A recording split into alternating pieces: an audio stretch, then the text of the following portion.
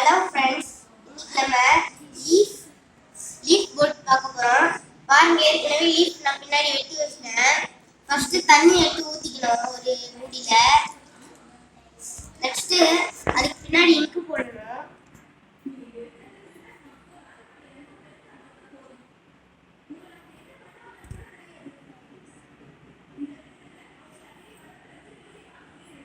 இது லைட் எல்லாம் போகுது. நம்ம முன்னாடி லீஃப் வச்சு ட்ரை பண்ணி பார்க்கலாம். லீஃப் இப்போ எடுத்துடலாம்.